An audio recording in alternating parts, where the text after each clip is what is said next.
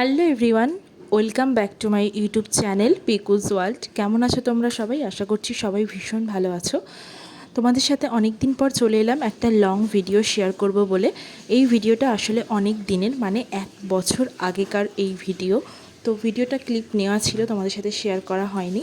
তো ফাইনালি আজকে এডিট করে ভাবলাম আজকে 3রা জুন লোকনাথ পুজো, আর এই দিনেই তোমাদের সাথে এই ভিডিওটা শেয়ার করি।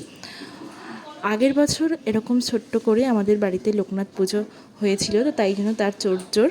তো আগের দিন লোকনাথ ঠাকুরটাকে একটু ধুয়ে মুছে রং করে নেওয়া হলো, আমরা নিজেরাই রং করেছি। তো কেমন লাগছে তোমরা সবাই কমেন্ট করে জানিও। তারপর এখানে ঠাম্মি নিজের মতো করে যেরকম বাড়িতে পুজো দেওয়া হয় প্রত্যেক দিন সেরকমভাবে গুছিয়ে একটু পুজো দিয়েছে।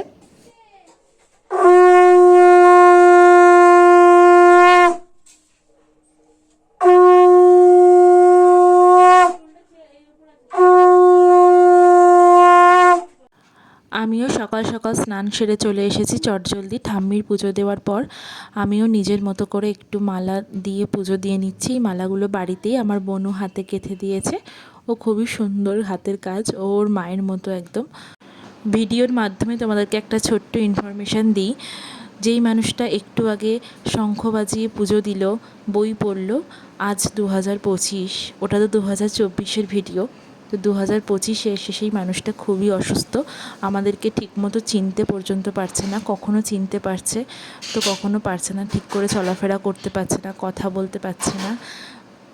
তো সবাই একটু প্রে করো যাতে তাড়াতাড়ি সুস্থ হয়ে যায় ঠাকুমা, আমার ঠাম্মি যাতে তাড়াতাড়ি সুস্থ হয়ে যায়। ঠাম্মি পুজো আচরা সেই যবে থেকে আমি জ্ঞানান্ত দেখছি, ঠাম্মি সকালবেলা একদম ভোরবেলা পুজো দিয়ে তারপরেই কিছু খেত, মানে একদম আগাগোড়া দেখে আসি ঠাম্মি 4টের সময় পুজো দিত।